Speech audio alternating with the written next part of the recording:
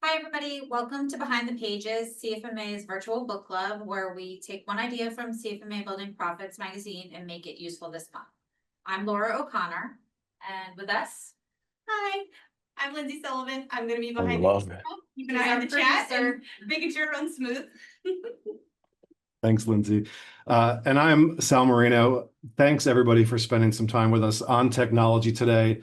We realize the irony of asking you all to join using technology, but I ask, please don't disconnect until we're done because it looks really bad for our metrics. But I promise you we'll keep this brisk, practical, so it's a good use of your time on a Thursday afternoon. and today we're joined by our author and guide, Bruce Orr. Bruce, great to have you here with us today. Thank you. Hello, thank you. Thank you for having me. Absolutely. So here's the frame. The same tools that speed up our work can quietly pull our well-being backward if we're not careful, and we don't set guardrails. So Bruce's article that we're discussing today, Disconnect to Reconnect, Building Healthy Boundaries with Technology. Lindsay's going to drop a link in the chat in case you haven't had a chance to read it. But this article grew out of conversations about mental health and the invisible pressure to be always on. After hours pings, PTO reentry, the guilt tax, whether real or not, of sort of using it. And here's the focus for today. We're going to explore practical tactics beyond the article and a simple framework your team can adopt. To start things off, we're going to do a quick pulse so we can tailor today's episode to how you're feeling. So Lindsay's going to throw up a couple of quick poll questions on your screen for everyone to answer. And while we do that, Bruce, do you want to talk about how the article came to be? Yeah, thanks for that, Sal. So I wrote Disconnect to Reconnect because I hit a wall. It was not all at once. It was slowly. I realized that the same technology that helped me build and scale my company was also draining the clarity I needed to lead. And growing up as an only child with parents who worked all of the time, I spent a lot of my time alone. I developed a strong need to connect to people, to purpose, to progress. So when technology came along, I dove into it. I loved it. I thought leadership meant being plugged in, answering anything, anytime.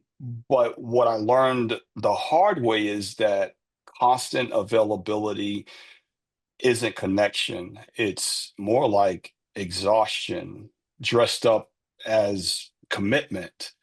So clarity and boundaries aren't barriers. They're how we make space for real connection and better leadership. And that's why I felt the urge to write this article. Excellent. How's the poll going? Are we? Looks good. Got 80% of people participated. It looks like for the first question, we got 29% of people said sometimes, and 26% of people said always. That's for how often do after hours messages make you feel like you should respond. And for the second question, returning from PTO increases my stress. Most people, 41% strongly agreed and 31% agreed. So I guess everybody agrees. So Yeah. Bruce, to start, what do you think these results tell us about boundaries that we need to name? Huh. So I think if most people feel pressure to respond after hours, that tells me boundaries aren't broken. I think expectations are. The line between urgency and availability has been blurred somewhere.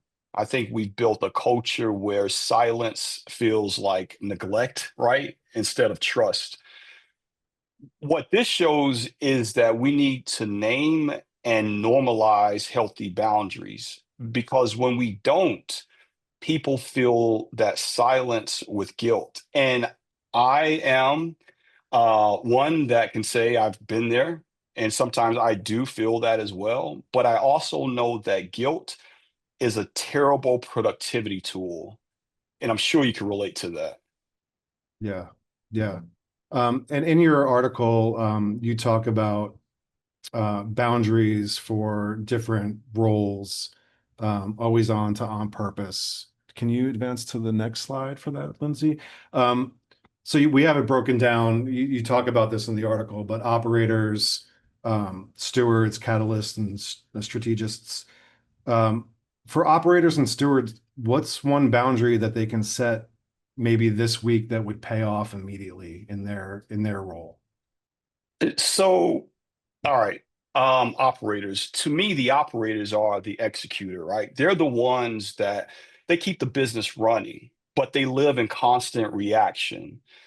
The boundary here is time blocking. I think that's effective. So protect one focus block every day, 60 to 90 minutes, no email, no meetings. That's how you move from reacting to improving. And I do that quite often because I wear multiple hats. Yeah. Bruce, for catalysts and strategists, do you have a simple rule that keeps mornings for touches and decisions and afternoons for focus? Yeah. All right, so let's start with the catalyst. They're like the innovator, right? And catalysts, they drive transformation and challenge the way we've always done it. Creativity, in my opinion, needs mental space. So disconnect after work. Inspiration, from my point of view, doesn't come from more noise, it comes from silence. And I think that as a catalyst, you need that space. You have to protect it even more. For the strategist, that's probably the visionary. Strategists, they look ahead. Their boundary is focus time. You can't think long term while being pinged every 5 minutes. So you should use the do not disturb and honor it. And I know that's hard, but when you align boundaries with your role, I see performance improving. Burnout doesn't come from work. It comes from switching hats all day with no recovery in between. There's this saying in like software development, and it's called context switching. Typically, when you're trying to do deep work in one thing, and then you're pinged to answer a Slack message or a Teams message, you're switching focus and you're taxing your mental capacity. So when you go back, you're not going back to where you left off at. It takes time to get to where you once were, and that time is precious. Similar to what I think you're just saying now, finance leaders we know see a lot of emails. What's a one sentence rule on batching and scheduling send that can help them? For batching and scheduling. Send, yeah. Yeah. Gosh, you know, I think that if you are, again, if you're not constantly monitoring your inbox, but you are mindful about the hours in which you check your email, um, you can do some effective work. I read this book actually that was really interesting. I'm looking to see if I see it, but the book the book was interesting. It took random subject lines in our inbox. Imagine if you go through your inbox, you just read subject line after subject line after subject line. It's on so many different things, and you're trying to wrap your mind around each one of those every time you respond to an email. So when you are batching your emails, I think that what you should do, obviously, is have a organized inbox. And I will say that I'm a horrible inbox organizer. I have the help of my team to help me get there. But if you are organizing your inbox and you focus on things that are priority, you can basically prep your emails. Maybe you don't want them to go out right away. Maybe you want to schedule it later. If it's after hours and you're working, I would definitely schedule it to go out in the morning for others. But does that answer your question, Laura? Yep. Yeah. And Bruce, and I don't know if you feel the same way about this, but when we talk about burnout, I Mm, think that like my creativity and the creativity that I feel that I have, it's almost non-existent under stress. I can't be creative when I'm stressed out. And I feel like it's sort of this double-edged sword because I need to feel creative to actually feel like I'm accomplishing things. But that level of stress that comes with also creating creative things and doing, the next great thing leads to more stress. So I feel like I'm sometimes in this constant cycle. And it can be really hard to protect your well-being when that happens. I agree with you 100%. Try to be creative under a deadline. What's really interesting is when I first started off my career, I had this thought and this belief that I worked best under pressure. Yeah. And I don't necessarily believe that anymore because the pressure is something that I can honestly live without. There's pressure I get from everywhere, but the I work best when I have time to think, when I have time to um, um, think creatively and block out the noise. The flow. Everyone has heard of working in a flow state, Right. and the first time I experienced it, it was like bliss. And I try to put myself in a situation where when I'm doing deep work, I'm not disturbed. And I know, depending upon your position, you don't always have the luxury of just turning off everyone else. You might have people that need you right away, project managers that need something from you if you are a financial professional. It's I think that shouldn't be the norm. That should be exceptions. Right. And it's also how you respond to it as well. So if someone is always able to reach you and you respond right away, well, you're training that person. Yes, this is our relationship. And that goes back to the boundaries. Right. Yeah, and let's talk about that because we hear a lot about, and obviously the polls that we just took say this, but always on is common, right? Many of us answer hours or answer after hours weekly. Um, so let's use that to talk about the next. You told a story about BlackBerry. Uh, if you want to move into that now, because I think it's really interesting too. Yeah.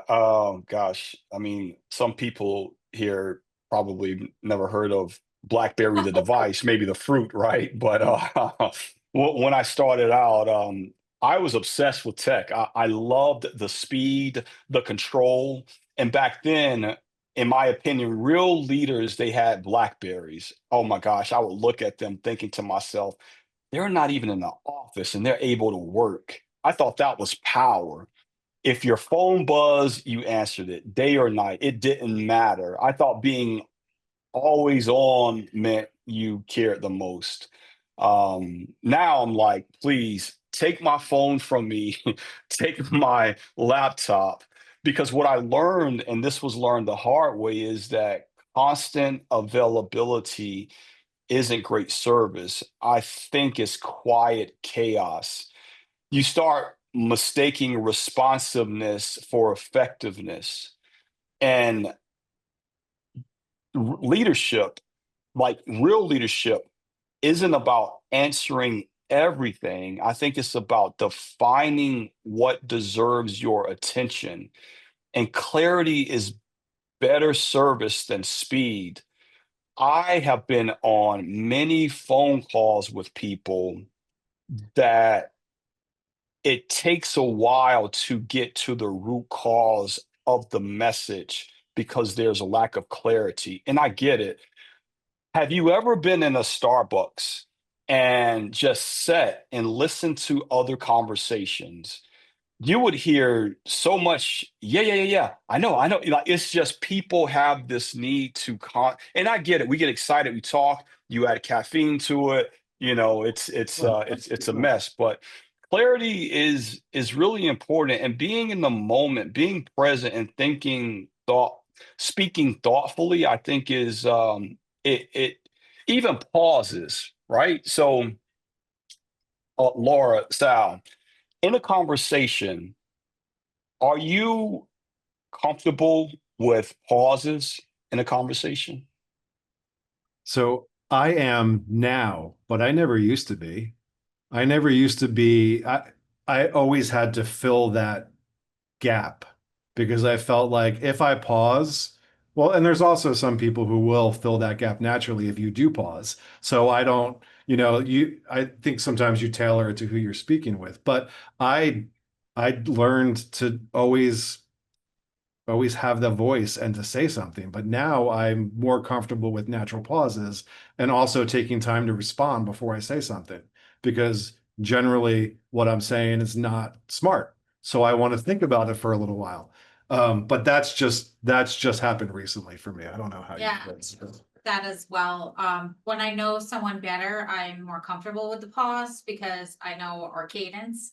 But when it is someone new, I have to consciously be thinking, let them answer, give them a moment, take a break. And it's, something that's not a struggle, but something you have to be mindful of. Yeah. And what's interesting about that is it seems like we don't grow comfortable with the pause until we're more comfortable with who we are as individuals. Um, and I get it. When you're starting off in your career, most people are trying to prove something. So it's let me tell you how smart I am, and you won't know how smart I am unless I'm opening my mouth. Um, I think that as we evolve, being and growing more comfortable with pauses is important. Sometimes when you're on the phone and you're actually talking to someone, you can't see them. It's not a Zoom. You wonder, hey, are they still there? But I love having conversations that are just mindful um, and asking questions. Whenever I ask, like, I'm curious about people. No matter where you're from, I love talking to people. I love trying to understand, what you value. Um, and when I ask those questions, I always get the best answers when I hear a slight pause after asking the question. Yeah. I'm sorry, I just took you somewhere else, but No, please. This is yeah. And I will say that I do, I don't judge when people are I mean, my 15-year-old, if he pauses after I ask him something, I'm probably going to be like, are you there? Like, are you paying attention to me? But past teenager years, maybe, I think it's a good thing to keep in mind and remember. yeah. In the chat, Susan pointed out along those lines, people who hear too long of a pause think that they might have possibly lost or dropped the call. Sure. Yeah. Or that you might be multitasking and not paying attention. There's that. Oh, great point, Susan. Absolutely, because probably 90% of the time they are multitasking, right? You're right about that. All right, so let's turn this into practice. Off-hour habits that respect people. Bruce, can you speak to a few of those? Yeah, so off-hour habits that respect people. So, I think that I think I'm guilty of it. I'm struggling with this question because I want to be genuine. The etiquette is to send messages in off hours. You schedule it, sometimes I'll rationalize it. Well, if they choose to answer, then that's up to them. They don't necessarily have to, but I'm the CEO of the company, and while I always tell my team, you don't have to worry about replying. It's just sometimes I got this thing on my mind. I want to get it out. But I think that is the etiquette that we should all shoot for. And if I'm guilty of doing that, sending you messages after hours, what I need to do is just continue to remind my team of expectations. Right. I work in a lot of different time zones as well. So I'm one, I know what I should be striving for, and the awareness is what is first. So being aware of what I'm doing and then just trying to apply it. But I could be guilty of that, Laura. So I think that covers off-hour habits and response time clarity. Can we talk a little bit about calendar culture that protects thinking time for your team? Yeah, calendar culture. So, you know, all right, gosh, this is kind of interesting. Over the past decade, unlimited PTO has been a thing for a lot of technology companies. The so, you know, where the spirit in which you implement it, I think, is different for a lot of companies and their culture. Some companies, they implement unlimited PTO because they know. And by the way, guys, I'm having to work from home, and I apologize if kids are yelling in the background. Hopefully, my noise cancellation is working. But going back to the unlimited PTO, some companies implemented it because it's cheaper to have unlimited PTO than to pay someone, an individual, for vacation that they accrued and they didn't use. And then others implement it because they believe in the well-being of the individual. Either way, what I have found is when you have unlimited PTO, you'll still find individuals, they will stick to the norm, which might be 2 weeks or something like that. I think that the minimum viable PTO protocol, um, when you are taking PTO, you should be like, you should take it, right? You should take it. You should disconnect. You should have a buddy. Sal, I learned this from you and I love it. But if you are taking PTO, and you're going to be gone for an extended period of time, then instead of coming back and feeling overwhelmed by all the emails, Sal, I'm going to ask you to chime in because I do not want to steal your thunder. I love No, this so no. much. What typically happens, right? Like someone's on Yeah. PTO, they come back. What's Yeah. something you do? So, whoever's fielding these out of office messages will sort of give a rundown when you come back about what you missed, what's happening. You don't have to go through every email. You don't have to look through every calendar invite. Um, but basically is your like PTO buddy, right? It's the buddy system. We grew up with that, and it works now too because you can come back and sort of get like I mean, it's what chat bots do now for you. They summarize everything and give it to you, but it's a human person that you work with who knows how it is. And it helps a lot because you don't feel so overwhelmed when you come back from PTO. Um, but yeah, that's it. And I'm curious to hear from you, Laura, when you come back from PTO, and I know I feel it. What's it like? I usually work the night before. Yeah, yeah. Right. And that's and I think a lot of us feel the same. It's that pressure. Oh, I took time off. Gosh, why did I take time off? Because now I got all this work I need to do. And having this conversation, I have a great COO. She is, I mean, from a culture perspective, she is all about ensuring that we can continue to up the bar. But I'm going to communicate to her, hey, you know what we should do is implement at least one day where, if you come back, no meetings, you quietly work on your emails and you get back up to speed so you do not feel that pressure. Um, because it is unfortunate. Yeah. Valerie in the chat has said that her organization implemented Copilot to summarize your inbox to help you catch up. That's kind of like the buddy system. Yeah, Yeah, exactly. AI buddy system. yeah, yeah. That is great. That's yeah, using technology for it. Excellent. Yep. And the last piece of this is the chat etiquette. Can you talk a little bit about that for us? Yeah, so the chat etiquette. As it relates to after hours. Yeah, I would say that, but also because there's so many places to post things and to respond to things. Constant. Like there's Ah, default channels, cross post decisions. How do you deal with all of the different methods for communicating? yeah. Gosh, we have at least 7 different ways of communicating. Right? Um, That's a lot of different ways of communicating.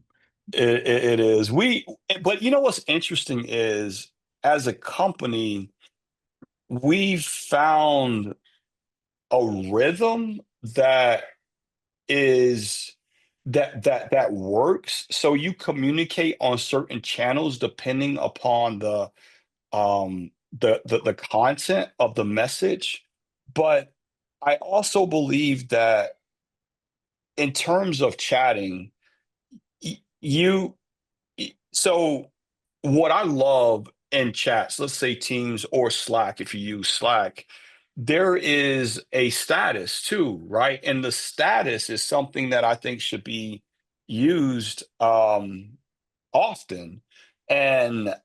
And respected, even in most of the messaging systems, you can choose to have delayed sends.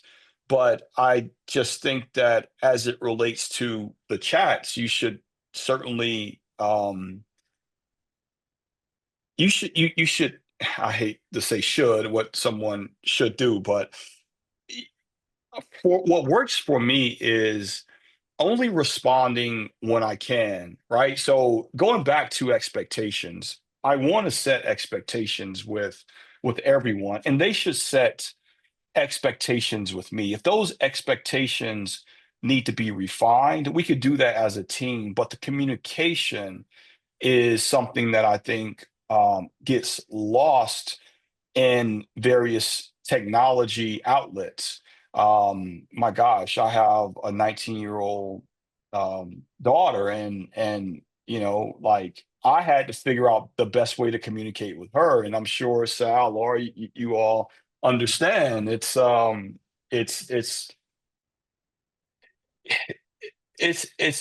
to make sure that the essence of the message does not get diluted, and you're also able to manage, in addition to the chat, the email, the phone calls, manage the noise as well. So here's one other thing that I actually started to implement for myself. As I said before, I time box my day. So I try to allocate time for myself. And around 12:30, I try to schedule about 30 to 45 minutes for me to just disconnect and breathe. It's really interesting if you think about it. Sal, Laura, do you drink coffee? Yeah. Yes. Okay, all right, all right. So I drink coffee as well. So my mornings are like go, go, go, go, go. From the time I wake up, I'm gone. And I have a period of time that I take for myself, and I like to exercise. I like to just, ground myself. And then afterwards, I commit myself to the day. So it's email, it's writing, it's whatever that is required of me. But then, and I'm drinking coffee along the way. But after meetings and everything that I need to do, when I take that time at 12 o'clock or whatever time I set aside, and I take a step back and I just want to feel what I feel. Oftentimes, I feel elevated stress. I could feel it, right? It's really interesting when I just wanting to feel this elevated stress calm. I could feel it even settling, and that I started about a year ago, has been a huge difference. When I go back to my next meeting, it's like I've taken halftime, and I'm ready Right. to go again, and I think it's little things like that that's important. And if we don't do that, we get lost. We get lost in the demands of the day. and we sacrifice ourselves. Going back to what you were saying about the mental aspect of it, we sacrifice our mental health. And no one is going to take care of you if you don't take care of yourself. Bruce, is that your lunch or is it a separate time? Um, so typically, that's a great question.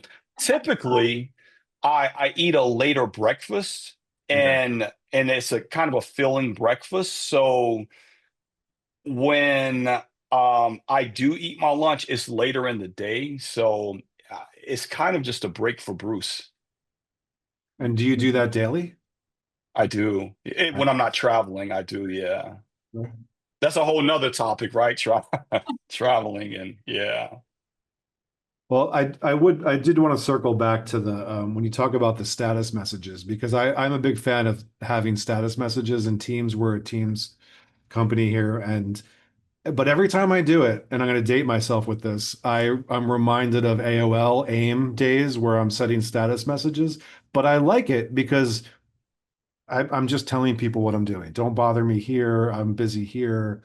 You can see it right from the status of Teams. And Yeah, like you're working on the magazine, right. so Yeah. he Yeah. needs a minute. Yeah. Or Yeah. yeah, struggling with exercise because I don't love exercise like Bruce does, but I tolerate it, I guess. But yeah.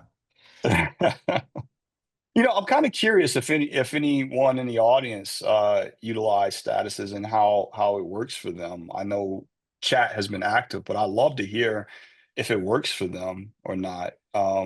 Yeah. AOL, I remember, I think they just got sold by yeah, I but still have a few CD-ROMs in my desk drawer. Yeah. Carbon patterns on a disc. That's funny. yeah, yeah. Um, Some people in the chat, Manuel, posted, I won't read the whole thing because it's a bit long, but posted the, tech usage SOP that their company uses for communication. There's some good stuff in there about, which one you should use to reach out to them for what purposes. On the other end, though, we have Randy commented, they said, just about every CEO I have personally met does not concern themselves with your level of work-life balance, at least not for their direct reports. If you can't manage that for yourself, perhaps you're not right for the job. They tend to respect PTO, but that is about it. So I guess coming off of that, what would you say is a good way to, like, some tips for how to like temper those expectations for those boundaries when you're setting them? for my direct reports.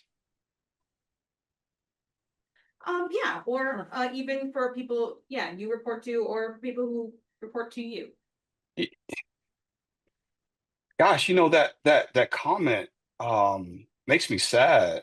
Um, I do believe that everyone that is at a director level or higher should be seasoned enough to know how to manage, but that ain't the case. Like it's all culture related, right? And normally it comes from the top. I've been in organizations, they believe you should respond whenever a message is sent to you. You should answer the phone whenever it rings. And if that's the expectations that you walked into, well, you kind of know what you got yourself into. But if it's something that evolved, I think as an individual, you need to so someone once told me, you need to know what you would accept and what you will not tolerate. I just think that life is too short to give up pieces, no matter what. You could be the CEO, the CFO. When it comes to protecting your time and your health, don't give it to anyone else. You protect it. And I'll say this. I'm kind of ashamed to say this, but this is where I was at the time. I remember when early on I was building the company. Again, I have 5 children. 4 of them are very small. At the time, that I had probably 2. They've been coming left and right, but I remember saying this to the director of product, and I said, listen, like whatever it takes, we got to make this. We got to do, hit this goal. I'm willing to do whatever it takes. Like whatever I got to sacrifice, I would do that. And I held on to that belief for a long time, expecting the same from others because I felt a lot of pressure. And in hindsight, I didn't achieve the goal that I was planning on because I think the goal was flawed in the first place. Right. I, I'm one that now believes that, you know, uh, probably because I've seen so much, Sal and Laura, regarding um, how what happens when you go out of balance too long. It's I've it gets it becomes a dark place, and I have been one that had to coach people and help people get back to balance. This is one thing that I'll say also. If you plan on doing something great, you can't always stay in balance. Sometimes you have to go out to the extreme, but you got to know what balance looks like. You can't hang out there. It gets really dark out there. You got to come back to the center sometimes. And I'm sorry, I feel like I probably didn't even answer the man's question. So um, Sal, Laura, help me out here. No, I mean, I think you did, but so for you, so going back to your BlackBerry story, was it just your realization that like this is not good for me to go from answer anything anytime to clarity, boundaries, and this is what we do? Yeah. I think that I went from starving to being nutritionally fed, and I didn't know I was starving.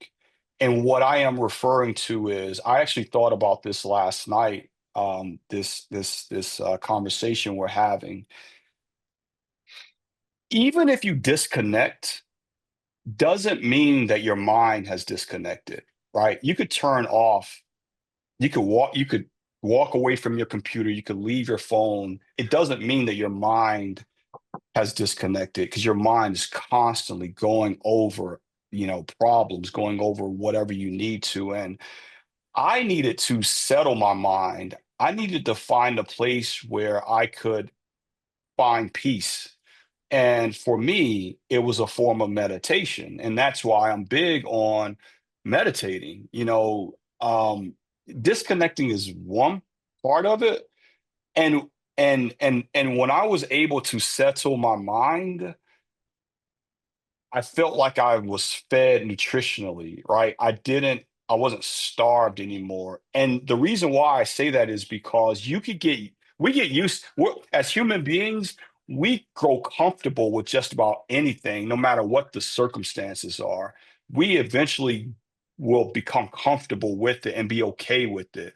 But when you see a different way of living, and that different way makes you a better person, a better version of yourself, I think it's hard to go back. Yeah. I wanted to ask you, can you talk to us a little bit about what you define as urgent? Because I think that there's a lot of different perspectives there, and having some clarity around that would help people to be able to understand whether they need to respond or they can wait a little bit on it. Yeah. Yeah, I mean, that is a great question. So I think urgent is anything that causes real harm or stops progress if it waits until morning. I think everything else can wait. And when I say stop real progress, right? So we're a technology company. Let's say, our tech goes down, and that's urgent, right? If I need an answer to a meeting that I'm having at 9 a.m., I don't really, depending upon the question that I'm trying to answer, it's not that urgent, but we know what urgent is, right? I think like deep down, we know the answer to that, and we have to decide whether or not it's worth it to answer at that time. Yeah. And it's hard. Oh, sorry. We're now in a different place. I think it's kind of interesting as as a as a corporate country. We're getting back to beast mode, if you will. Um, the grind by all means necessary, and I think there's progress that's made when you are in that mode, but I think there's also casualties that you leave behind. I believe that there's a middle ground that we should practice. And I try to remember the audience here. I'm just going to assume most of the audience is are individuals from the construction space and not the growth tech companies, because that's a very different type of culture that you're dealing with. But the pressures of construction, I also understand. This is what I really like about construction. It does feel like, for instance, the field, for instance, there's, from what I've observed, there is some expectations that are honored, right? One expectation is we need to get up early and take advantage of the day while we can. So it's being on a job site before sunrise. However, we also know that we want you to get home at a decent time, usually 3 or 4 o'clock. And I rarely see, and maybe also it depends on labor laws in your local your local areas, but I rarely see for the field a lot of the employees being overextended beyond, because at that point we know safety problems occur. There's a whole lot of things that occur. Right. However, in the office, it's a little different, right? It's like, yeah, we want you to be up early to support the field, but also, we got to get this whip report out. So I'm going to bring some pizza and some coffee, and let's crunch until we get it done. I think there's some balance that we need to revisit here. Yeah. Any chat questions or We comments? question here from Crystal, who asked, relating to the roles and boundaries from earlier, do we think that people can be multiple roles at once? Let me pull that slide up again. Did you hear that question, Bruce? Do we I think did, yeah. So the roles that it came from Deloitte, right? They call these the four identities. And the thought around this is we all will wear these hats. So we're all multidimensional. So we are all going to be the operator, the catalyst, the strategist, the steward. And I will wear these roles all of the time, not at the same time, but it, it, here's one of the things that has served me very well. I don't know if we all have this ability because of our different work functions, but if you are able to pick a role and wear a hat for any given day or significant part of the day, maybe that's how you schedule your week. You could say, okay, all right, on Mondays, I'm going to be the operator. This is the hat I'm going to wear. On Thursdays, the week dies down a little bit, so I'm going to be the strategist. So, but I am wearing all these hats at different times. Yeah, and maybe you schedule out your calendar depending on what hat you're wearing to block time off, because like what's what I do, but not for different hats, just all the time. But yeah. Yeah. Anything else? No new questions, but if anyone has a question, feel free to drop it in the chat. In fact, I'll go right to our last slide. Says thank you. Any questions? open it up now? Come on. Sure, yeah, because we're, Like to come off mute and ask your question, please you do. can ask live. You don't have to turn your camera on if you don't want, but Or if you'd rather type in the chat, that's fine too. Yeah. I'll read it up for you.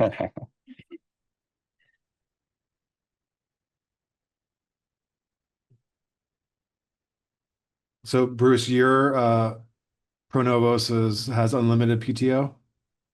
We do. Yeah, we do. We do, Sal.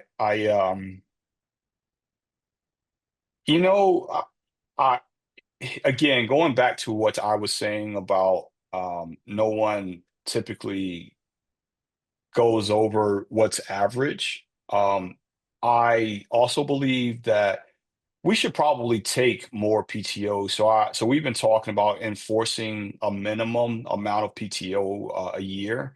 Um, I I know personally whenever I step away for a period of time and I come back, you get a much better version of myself. Like I feel so much better and I'm able to do higher quality work and it shows. So yeah, yeah.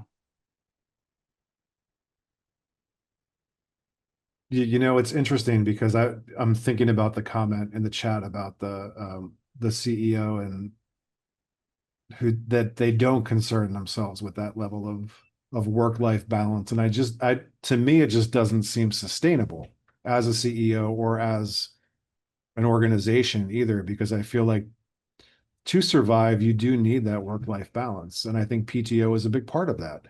Um, maybe we do a minimum and you actually take vacation days because you don't. Yeah, Try. yeah. The word concern really threw me off. I don't concern myself.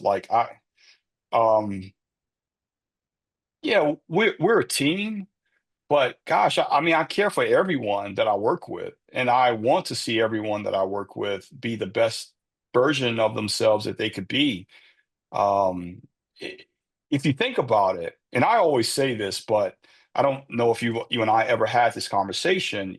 You also, Laura, but we spend so much time at work that we should and I'm going to say should I we should be doing something that feels rewarding. We should feel like we're working at a place that respects us, that cares about us. And when you look at, again, I get it, like there's a ton of layoffs going on right now for various reasons, and I know it has to happen sometimes, but it just seems like there's the relationship between an employer and an employee has changed so much, and it's not the way it used to be. I think that there's, I don't know. I could go on and on. I don't want to take away from the questions, but I do believe that there's a healthy amount of concern we should all have for one another, no matter what level you're at in the company. Right. First, can you talk to us a little bit about if you do take your PTO, how you can work to set norms for client management while you're out, maybe, so that you can Yeah. while you're gone? Yeah. So one of the reasons unlimited PTO works for us is if I'm responsible for client management, then I just don't take PTO and say, okay, you guys figure it out. I set the team up so that they know what needs to happen. They know what OKRs still need to be hit because as a company, we still have to operate for a period of time without that person. But as long as you're making proper preparations before you take PTO, you should be fine because I think that you should not have to worry about what's going on in your area of responsibility while you are out. Yeah.